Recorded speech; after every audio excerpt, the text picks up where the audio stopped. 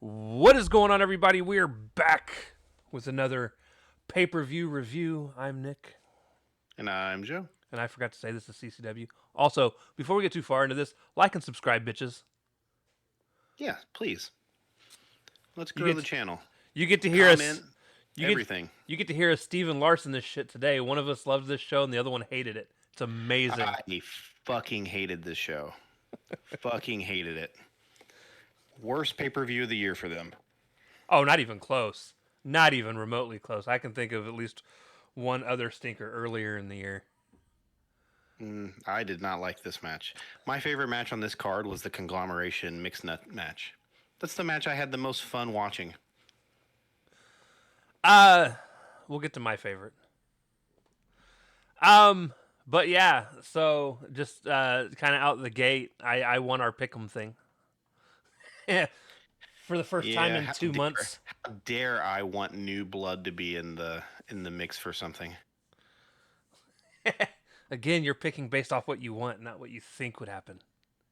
Well, I'm not what is Tony Khan's people called? A sicko.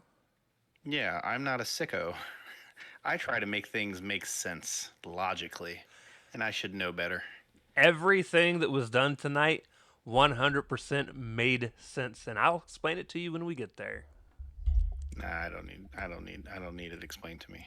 I understand what they're doing. I just don't like it.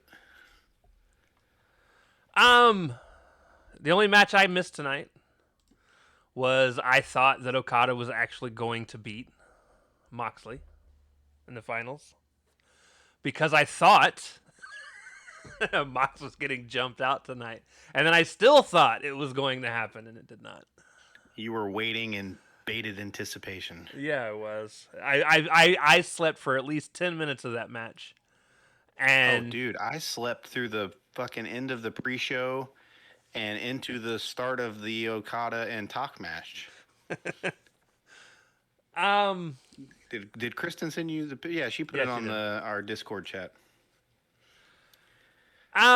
So we start off the night with the first semifinals match: Kazuchika Okada versus Konosuke Takeshita.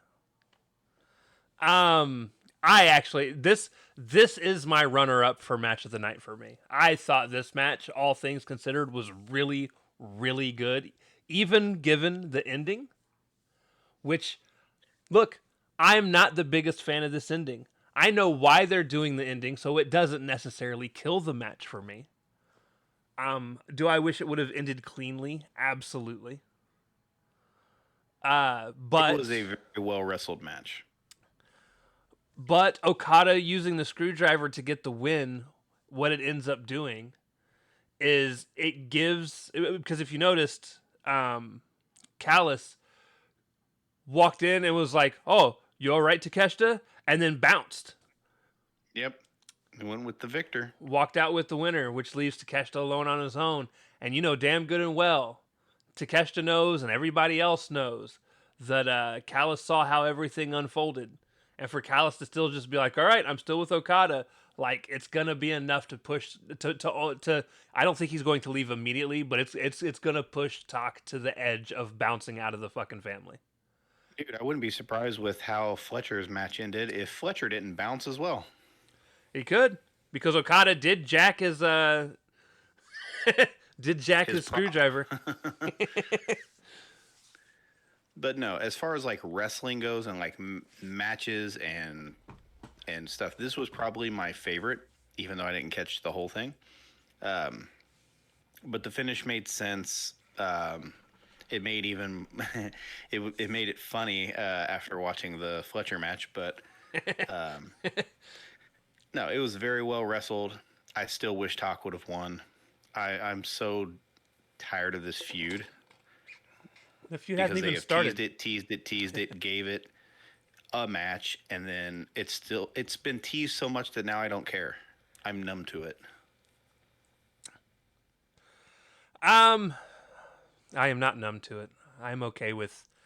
Why? So we can watch Okada fucking lazily wrestle through another match? He didn't lazily wrestle through this one. He did the Moxley one. Listen. A lot of that can also be because of Mox. Let's be real. That whole match was Was a fucking Boring. train wreck. It was bad. boring. That's when I picked my Steam Deck back up. Match 2 of the night was the other semifinals match. Kyle Fletcher versus John Moxley, which, to be honest, was a fantastic fucking match. Yep. Um, They took turns dropping each other on their fucking heads. yeah, they did. That's the theme of the night. Because how many people? At least one person in every match got dropped on And their look, fucking head. if somebody didn't get dropped on their head, somebody drops themselves on their head. Cash, we'll get to you later. What the fuck was that match? Oh, I'm so upset at them because that should have been so much better than it was. I actually loved the match, but of course, It was fine, I'm that weirdo. but it wasn't better than their first match. Their first match was better. Oh, I think it was better than their first one. Their first one, while it was good, this one just had the crazy shit that I like in wrestling. In that match, Stokely dropped himself on his head as well. Oh yeah, we'll get to that. So I do like the Shredder inspired gear that Fletcher came out with. I could do without it being pink, but you know he wears pink, so it is what it is. That's what the Fleshlight likes. There was this funny moment where Fletcher went to go do this corner stomp, missed, and it turned into kind of a Bronco Buster, but more of a Bronco Grinder. He absolutely was just making love to John Moxley's face. It was weird. Fletcher ended up hitting a beautiful brain buster on the apron. Crazy to hear the crowd behind John. John was being cheered the entire night. I don't know how he's turned people into cheering for him after all the bullshit he put us through as the world champion. Especially with that fucking unlikable group that he continues to hang around with. But this crowd was cheering for Mox. Mox ends up hitting this avalanche cutthroat suplex that I thought killed Fletcher. Yeah, dropped him right on the top of his fucking, the back of his head and high on his shoulders. Like, he didn't get nearly as much rotation No. as he was supposed to. And then Fletcher looks for his screwdriver that apparently he planted that was no longer there. Kind of screwed him over. Okada did. Fletcher ends up kicking out of 2 paradigm shifts. I know that's what they're called, but the way it's spelled, guys, it's more fun to say paradigm. Paradigm. And then he got choked out. And then I like that he woke up and he yelled at the referee. yeah. And then, like it was like he was mad that he didn't get the 3 count or some shit. He's like, I didn't tap. He's like, you passed out. He's like, what? And then Fletcher chop blocked Mox, and I thought they were just using this to set up what was going to inevitably be the Okada win. Boy, were we wrong. Yep. Yeah, we got Super Mox tonight. Match 3, AEW Tag Team Championship Chicago Street Fight match. FTR versus Bang Bang Gang. My notes are: someone check on Cash. He just dove into a table and it didn't break. He might be dead. There's a lot of that going around in this match. Stokely stopped the ref from getting a 3 count from counting a 3 count, and then I said, "Someone check on Stoke. He also might be dead." He didn't even land on the table. He who's the girl that usually this happens to? Ooh. Is this not a Cameron thing? Maybe. But needless to say, he hit parts of the table and it didn't break, and which flipped his legs into the air, and he landed on the back of his head Up against the right in announce front table. of the commentary desk. Yeah. People just trying to kill themselves tonight. Apparently. The Cash one was funny. He dove out the ring to dive into, I believe it was Juice that was out there. It was Juice, yeah. And dove over Juice. Like, there's no way Juice could have caught him. That I don't know where Cash was diving, But like, He totally over. He landed almost in the crowd. Well, he did spill into the crowd, you got to think there has to be a point in mid-flight there that he goes, "Oh shit." right? um. So Juice tried to catch him. There was no catching this man. He was. Oh yeah, Juice tried. He was coming hot and higher than he was supposed to be. And then Cash went headfirst into the table, and the table didn't break until the rest of his body hit it. Yep. It was a nasty spot, and I was like, "Oh man, I hope he's all right." And then like 30 And seconds later, he's back in the fucking ring, and I'm like, "Okay, cool, he's not dead." Stokely's table didn't break at all. It just landed on top of him after it just tilted. It tipped over on top of him afterwards. And he did not get back up until we could no longer. No, see I him. didn't see him for the rest of. Oh yeah, he got back into it at the end. No, he was. Was he out after that? Oh yeah, he was out. He was gone Okay. because I kept spinning the rest of the match, going, "Is he okay?"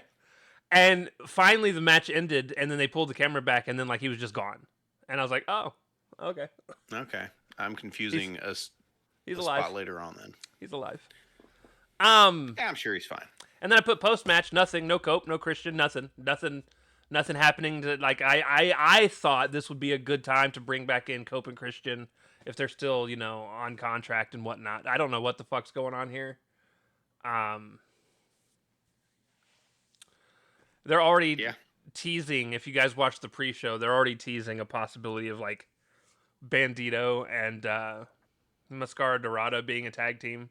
And I'm like, wasn't Bandito just with Brody King? Boy, he moved on from Brody quick. Yeah, he did. Like, what's Brody doing now? Brody's just got one of those type of faces that people want to leave, apparently. Maybe his buddy's coming back soon. Tongue in cheek. Tongue in cheek. Literally. Match 4, which is my match of the night. The AEW Women's Tag Team Championship match. Babes of Wrath versus Athena and Mercedes Moné. Are you serious? Is it your favorite match? It is. It is. Oh, good for you. Listen. This was entertaining. I liked this match. So, the actual World Heavyweight Championship match was almost my favorite match. If it wasn't for the fact that there were parts from everybody that was a little sloppy. However, this match specifically, the women's tag match, was just really well wrestled. Was pretty spot on all the way. Had a really good end, even though the team that I wanted to win did not win. But the team you selected to win won. True. See, you don't pick who you want to win, Joe. You pick who you think is actually going to win. You got to think like Tony Khan. They have a problem where they need to build new stars. They do.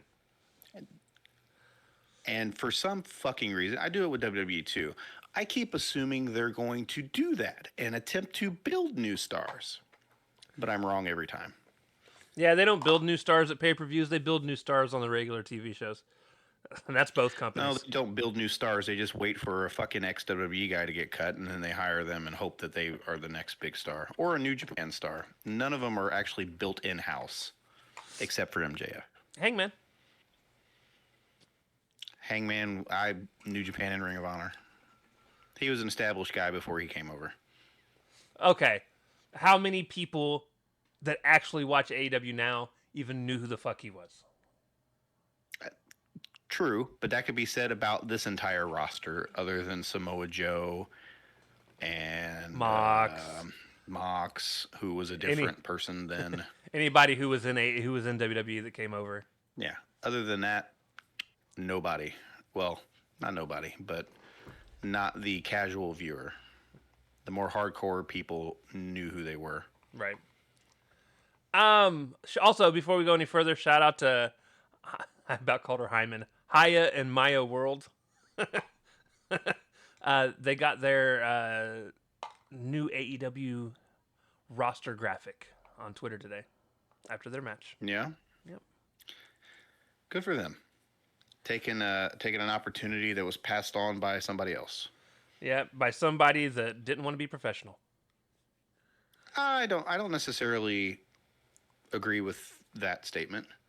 What does it do for them to do a 3-minute squash match where they lose again to the same team? What does that do for them? Gets them paid. They can go work another place and get paid. That's fine, but if you're already set up to do the match, leaving because you don't like how it's being done, If we you were we if you were looking literally out for your image and what you are being able to sell and we project, losing in literally 3 minutes isn't going to do anything. we literally gave Sasha Banks and Naomi shit for doing the same thing. No, I liked when they stood up for themselves. And you're talking about when they got suspended? Yeah. No, that's good for them. I'm happy of what were eventually champs. became of it. One of them left, and well, actually, both of them left. Yeah. Naomi So- went and did good things in TNA, and then And got rehired, even though, and man, she got pregnant right when her big run was going to happen. But hopefully, they don't forget she was really good before she went out on pregnancy leave. right. But no, my opinion in this whole thing is if you're in a position and you have already said that you'll do something, and then you find out you don't like what's happening in it, and then you decide to not do it. No, here's It's the thing. unprofessional. They didn't say that they weren't going to. They wasn't willing to lose. They just weren't willing to do it in 3 minutes. How does that put them over at all? You can get put over in defeat. That's not the problem. Losing in 3 minutes to fucking Ty J. Let me repeat that. Ty J is going to do nothing for anybody. Listen, losing to Ty J is going to do nothing for anybody. It doesn't matter how much time the match is. It could be a 35 goddamn minute match. It does Well, not that's matter. what it was too. That's the one they refused. Yeah, no, but I'm saying it wouldn't have mattered if it was 3 minutes or 35 minutes. You're not getting put over because it's fucking Ty J. Just go in, get the job done, make your money, and get the fuck out. They decided that they would rather do other things. Yeah, they wanted to bitch out, and that's fine. It wasn't a bitch out. It was. No, it wasn't. Do the job or They don't were- work in they wrestling. were Do the told job or that- don't work in wrestling. That's the only option. Do the job or It's- don't work. It's not about doing the job. If you're told you're going to be in a match and then you're told, oh, the match is only going to be 3 minutes now, and you were promised much more than that. No, if they're going to, My exact response- we're saying My exact response is, am I making the same amount of money? it doesn't. Money's not everything. Perception of your character and what you can provide other places than just this one shot at a random AEW show. Ah, see, that's where our opinions differ. You don't wrestle for free. And they didn't. I mean, we wrestled for free, but we were kids. Well, yeah, and we were doing it for the hell of it. But no. Do what you think is right, kids. That's right. Make sure you can feed your families. All right. Anyways, this match was amazing. Yeah, it was good. I liked the finish. The Willow pin was unique enough, and it furthered the story for Monet. Athena, I thought, wasn't pissed off enough. That was a bummer. So now she's going to disappear for fucking Ring of Honor again. Oh, no, she's not. You don't think so? Good. Good. So, I hope I'm wrong. I hope Here's- she's out on TV on Wednesday challenging Monet for the title. well, here's what. Okay, so I got to watch Athena almost fully powerbomb Willow Nightingale. That was insane. She turned it into some I'm other not move. surprised. She's a strong chick. But boy, Harley Cameron ended up hitting a pretty cool little double crucifix pin on both ladies. It was pretty fun to see. They kicked out, but it was neat.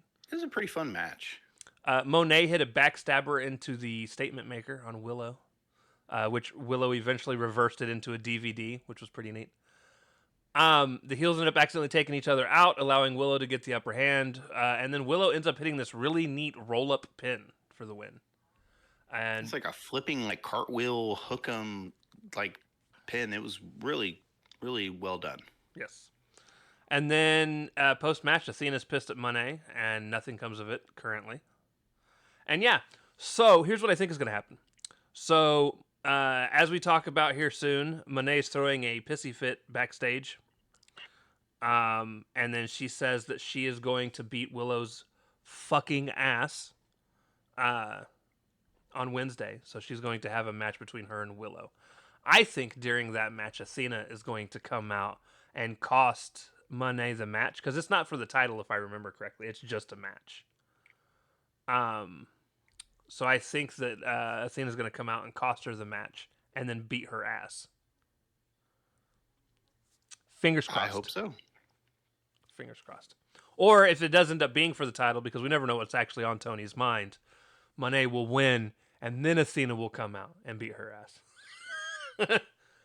But Got to keep the title on the person you want to beat up. But I think they are going to head down that road. Match 5, Darby Allin versus Gabe Kidd was a lot of fun. Really bloody for it being a normal match. The bloodiest match of the night, and it was just a normal match. Not for me. That's all I'll say. It was not for me.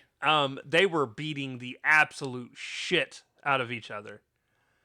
Gabe Kidd had a moment where he tossed Darby over the barricade into the timekeeper area. Pretty forcefully. Yeah, he yeeted him. Darby was doing coffin drops all over the place, in the ring, out of the ring, it doesn't matter. Gabe Kidd ends up dropping down into a sleeper, and Darby reverses it into a pin to get the 1-2-3. And yeah, I really enjoyed the match because of just how brutal it was. They were legit just beating the fuck out of each other. I just worried about Darby's future prospects the entire time. Look, that's fine. I don't. Not my place. Match 6. Death Riders, which were made up of Marina Shafir, Claudio, Yuta, and Garcia, versus the Conglomeration, which was Roderick Strong, Jay Briscoe, Orange Cassidy. No. Listen. He's on the. Even the graphics said the Conglomeration and Roderick Strong. He's in the Titantron. It counts. He's there for moral support for Kyle. And Tony Storm. So this whole match ended up being really fun. I thought I was going to hate it. I did. I did too. Going into it, I didn't hate it. I liked it a lot. I thought it was funny. The spots were quirky. I don't know. Usually comedy is not what I'm looking for. But after suffering through what I had suffered through, this for some reason hit the spot. I don't know if it was so far removed from the Gabe Kidd Darby stuff that I just enjoyed it by default or what. But I enjoyed it a lot. So there's this part where they're taking turns on all of the people in the face team. That was the worst part of this entire match. Doing their train where they are taking turns running into the people in the turnbuckle and stuff. And Roddy gets in the ring for it. And his wife knife edge chops him in the chest like 2 or 3 times. Pretty stiffly. So then later, Roddy and Marina are in the ring together. And Marina has something happen. I don't remember exactly what it is, but her back ends up turned to Roddy. And he knife edge chopped the shit out of her upper back. Yeah, dude, knife edge shot. Like, they're gonna have a conversation later. It was a full-on domestic in the middle of the ring. The funniest part of all of that was during the first time that they had their interaction. You heard Nigel say something. What was I told you that he said? Oh, yeah. Nothing worse than a wife scorned or something like that. Yeah, is something like that. So I love that they don't hide the fact that they're married, but they're on 2 completely different sides. Yeah, it is crazy. It's crazy dynamic. Shit makes me laugh. Mark Briscoe ends up winning with the J Driller on either Yuta or Garcia. I can't remember which one it was because I didn't care. Yeah, I don't remember either. I think it was Garcia. But it really doesn't matter. It was either Yuta or him, and they don't matter. Yeah. But yeah, this match was surprisingly even more fun than it had any right to be. Oh, another spot that was hilarious. There was The pocket spots. well, there was that, but it was more. The one I was thinking of was when Orange Cassidy was dancing with Tony. Oh yeah.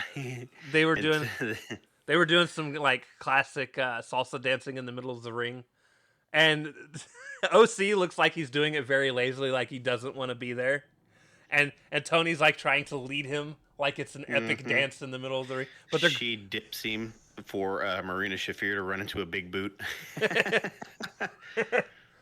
It was a lot of fun. We got to see like Tony do a spinning DD or a tornado DDT to Claudio, and then he hit her with the big spin and then tossed her out the end of Oh it. man, Boy, he had her up in the air so high. I was like, oh my god. when he let go, I thought she was going to slide under the ropes out of the ring. Yeah, she bounced. He just let her mid turn. He just let her go. She skipped across the canvas like a rock on some water. It was funny.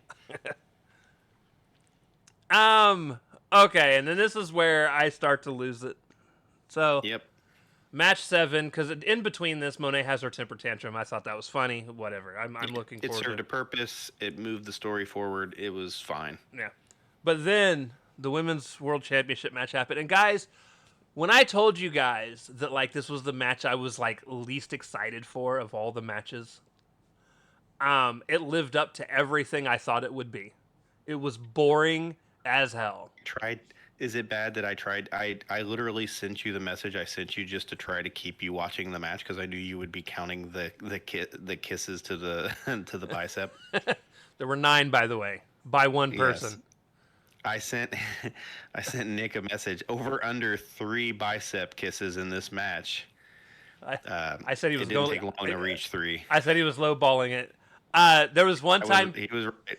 There was one time specific. So she does one very early in the match outside the ring, and then there's this one point where she hits 6 in a fucking row. She walked just bam, bam, bam, bam, and I'm like, dude, she's done doubled your over under bet.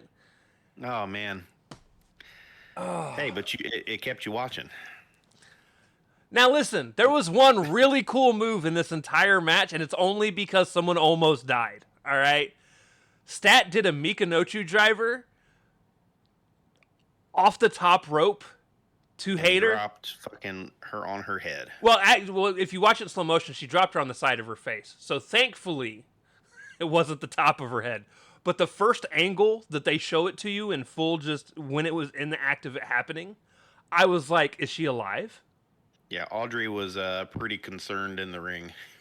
But when they showed it in slow motion, you could actually see she landed on the side of her head, so she was Yeah. able to cushion it. But dude, No, she was fine. in full motion, dude, I was like, There was a lot of those tonight.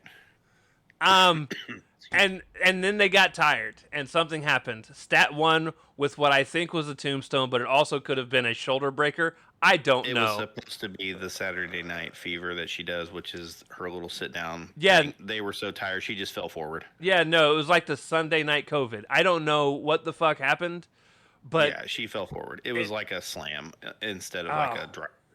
It was Yeah. sloppy, but they were both blown up like crazy. other than somebody almost dying, this match, it was meh. I could 100% live without ever seeing it happen again. I like this match better than I like the next match. That's not hard to do. That's true. Match 8, Mox versus Okada. Listen, the only thing I have written down is Mox won. And you know what? You know why? I fell asleep twice during this match. It was boring as shit. The first time I It was woke up, lazy Okada and rest hold Moxley. It was bad. well, the problem is, and this is one of the things that I've always hated about wrestling. It isn't just this match specifically. It's something that I've hated about wrestling for the 30 some odd years I've watched wrestling. Anytime there's a tournament where someone wrestles multiple times in one night, and if they get an injury, quote unquote, early on, it is That's focused going to be on. what's getting worked on. And it no longer becomes like it gets. That's when it gets boring to me. Is when that is like, and that's honestly been Mox's problem for this whole C2 run, is he quote unquote tweaked his ankle. Well, it was from Kyle because Kyle fucked him up. Yeah, Kyle beat him twice with the ankle lock, so he had And- it. And he was working on it for a while. And he's been selling this ankle this whole time. Now, not every match is full of just that he's had has been full of just boring moments. Like people will focus on it. Like there's a difference between focusing on an ankle and then just doing rest holds on said ankle. And unfortunately, this is Okada, so he's taken the boring route. He already had his good match of the night. He didn't care about this one. I also feel like he knew he was losing, so he definitely didn't care. Oh, how unprofessional! Yeah, tell me about it. So yeah, this was lazy Okada and just not great. No, I hated it.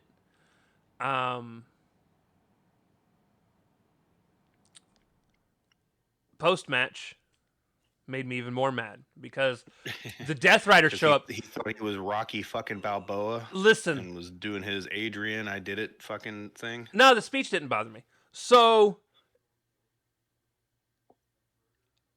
Claudio shows up almost instantly, and like I think he's going to like pick him up and drop him on his fucking head. Like, but You he were thinking like the Batista, Randy Orton, and Triple H thing. right. But like he picks him up, he celebrates with him, and then like he climbs up to the top and is still celebrating, and he wraps the belt around Mox's base or waist, and he starts to button it up, and I'm like, oh, German suplex him off the top. That's cool. With the belt on so that it flies. Like I'm just saying, I've got ideas of what's going on. Like I'm ready for them to turn on Mox. You were booking that shit in your head. And the reason being, like, Mox is already being cheered like a face at this point, and I just think it's a good time to break it off. It's been a good time for like 6 months. And Well, not that long since he dropped the belt. right, but yeah, I thought people are starting to cheer him. It's a good time to break it off because they can still keep the Death Riders as a heel stable. Mox can start doing the face thing after he disappears for hopefully a while. But no, they're all in the ring with him. Mox gives honestly a pretty decent speech as far as a passionate speech goes. He's all like, hey, this is for everybody. This title's for everybody in the C2 that came out here and busted their ass.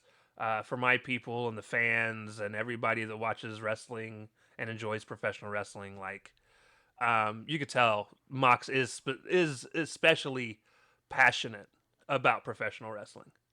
Sure. This would have worked if his character was a tweener. Correct. But I think But that was always what he he's- was supposed to be. But then he would Yeah, but that was the part of their dynamic that made it work. Like in his head, he was justifying that he was right. right. However,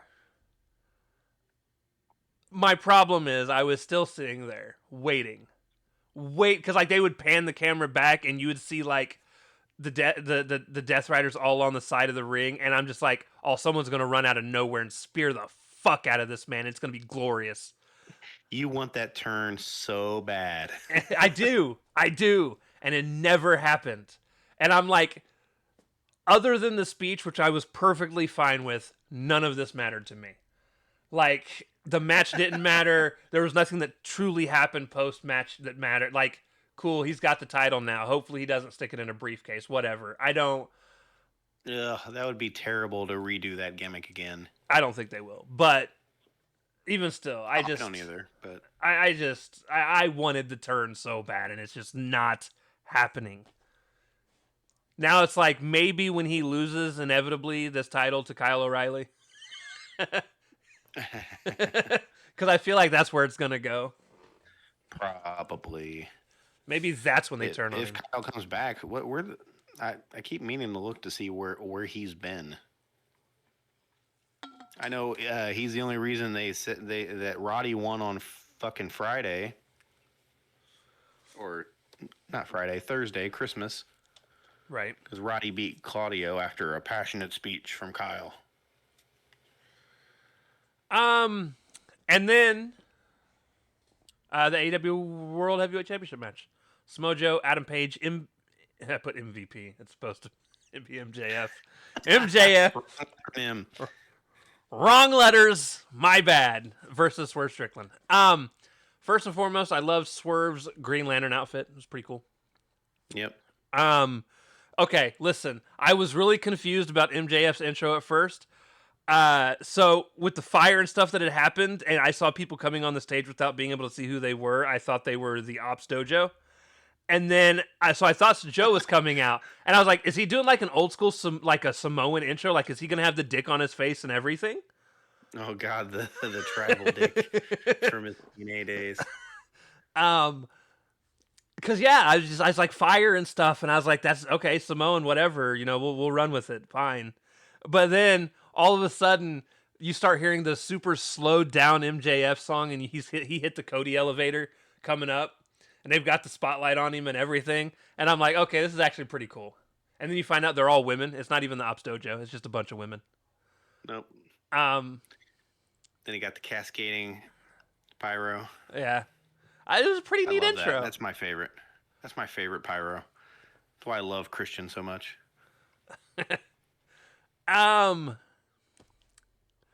as I was saying earlier, this actually would have probably been my overall match of the night.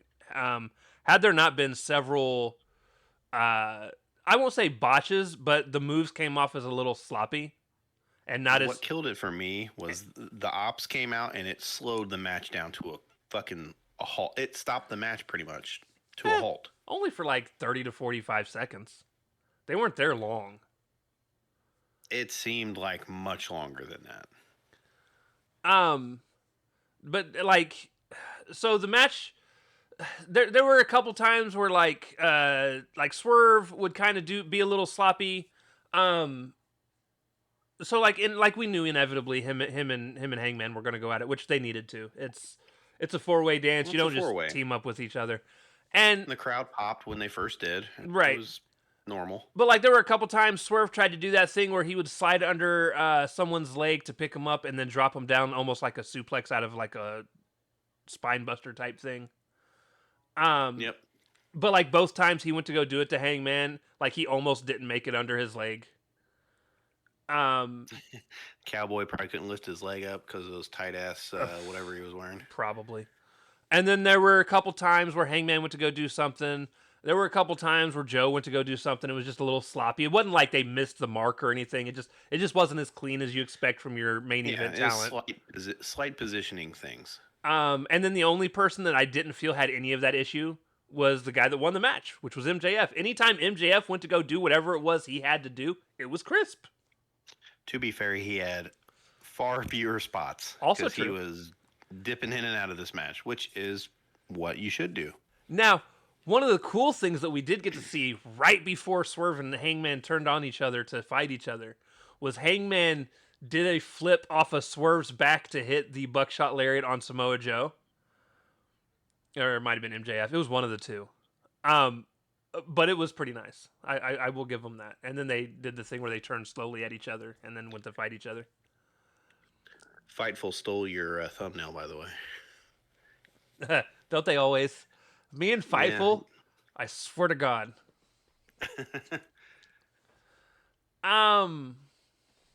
But yeah, no, it was a good. I enjoyed the match. The Ops eventually came out, and you're not wrong. It did slow the match down, but they're not gonna not show up. Like Joe's the champ, they're gonna be there. I know. That's one of the reasons I'm glad Joe's no longer the champ. But they came out, they pulled everybody out the ring.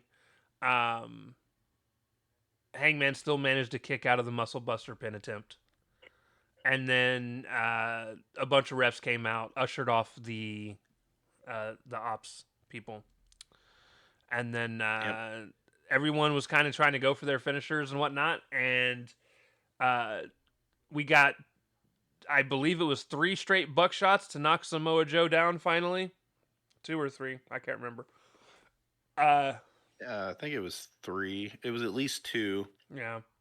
And then MJF came in and because it was the third one. He was going for the third buckshot, and MJF snuck in and kicked him in the nuts mid buckshot. That is true. There you go. He pushed Joe out of the way, kicked Hangman in the nuts, pushed him out of, basically knocking him out of the match. He knocked him onto the apron.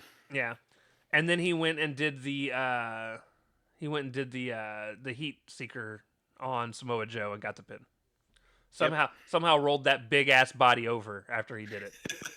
Well, to be fair, Joe kind of rolled over him. But Joe did well selling the spot for being a big dude. Yeah. He dove at the mat like crazy.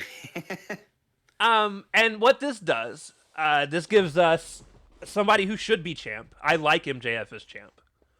Unfortunately, It gives you a shitty heel for all the baby faces to chase. yes, but unfortunately, the negative that comes with this is we have to see that ugly ass title. I hate the. You think he's bringing the Burberry one back? Abso-fucking-lutely. Dude, Wednesday, he's going to open the show. The Triple B's coming back. It's going to be the Triple B. It's going to be ugly. I'm not looking forward to it. Like, it's worse than the stupid fucking... okay, not worse. It's on par to being worse than the stupid... which one was it? Bryan Danielson custom WWE title. The Eco Champion? Yeah. Oh, I love the Eco Belt. Yeah, no, it's still ugly. Made of all sustainable materials. But what this really does is allows a certain Bobby Lashley to get into the world title picture.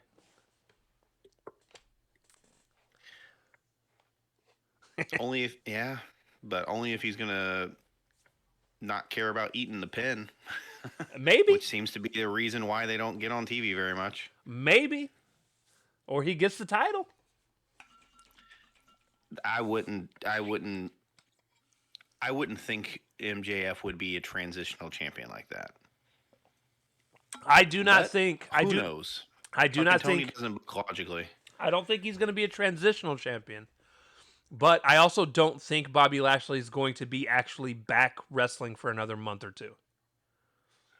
Oh yeah, because didn't he hurt? He got hurt, right? He Shoulder did. or something. He did. So that's why Shelton was by himself in the one thing a few weeks ago. Right. So yeah, I do think there is a possibility that if he loses or when he loses the title, it could be to Bobby because of the history that them two have now. I think they'll also be banger ass matches for sure. I don't know. I love me some Bobby Lashley.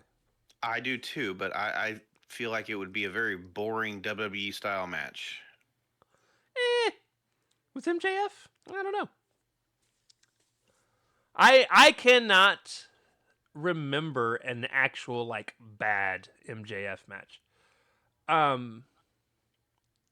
There have been some that I haven't been happy with like the outcomes of. Like I still don't like the fact that he beat the Righteous on his own. I still think that that was during his terrible babyface run though. I know, but even still, I hated it. I was like, hey man, if he can beat Darby Allin with a headlock takeover, he can beat the Righteous by himself. Whatever. This motherfucker got a kangaroo kick popular. Both of those things have happened though. I don't. He got the kangaroo kick over, and I don't. MJF is bullshit. He's our scumbag, man. He's our scumbag. He's absolute bullshit, and I love him for it. He's very professional wrestling. I love that my picture, which is probably the same picture that you're right, it probably is. I haven't looked at theirs yet, but I love that he's holding the AEW title upside down. If this was WWE and it was 10 years ago, Vince would be pissed. Why, that was the Miz's whole gimmick. Well, yeah, but that's an M. But he just took the company logo and flipped it on its head. Let's see. Fightful. Yep. Almost the exact same picture. Yeah, his is maybe a frame or two one way or the other. Yeah. That's fantastic. I even had to rewind to get it because I couldn't get the fucking snippet tool open quick enough. I was like, you bastards. But no. So this was probably my third favorite show of the year. Obviously, I still think All In was my favorite this year. I still think All In as a whole was a perfect pay per view, even with how long it was. It was certainly better than this. Um, Oh, and yeah. I do think Double or Nothing is my second favorite. Double or Nothing was really good this year. Double or Nothing may be my favorite. I'd have to look at both of them again. And the good news is there were at least 6 really good AEW pay per views before there's one good WWE pay per view. What's the WWE pay per view that's good? There was one that we actually enjoyed. Oh, it was War Games wasn't bad. With them speeding it up and not having the people fucking stand in a cage like a bunch of doofuses and have to get weapons from from under the ring and actually just had them go to the ring with it. That made that match flow so much better. I was like, it might have been. War Games wasn't bad. Isn't War that when we Games. got AJ and Cena as well? Yeah, I think that was the show. Or what was the show that also had Cody and Cena for the second time? Was that SummerSlam? Because SummerSlam might have been decent as well, if I can remember. Oh, look at that! A big four. What? Let's see. Give me the card for SummerSlam, please. Because I think SummerSlam was the one that had the Tribal Thief versus the Tribal Chief. Yes, we had both the one matches. No, Cena faced Dom at War Games, so you would have hated that. Or is that when he won? Is that when he won the title? No, he won. No, that's when Liv came back. That's when Liv came back. Yeah. So SummerSlam. Yeah, maybe it wasn't War Games. Oh, SummerSlam was 2 nights this year, wasn't it? Yep. It was the very first one, I believe.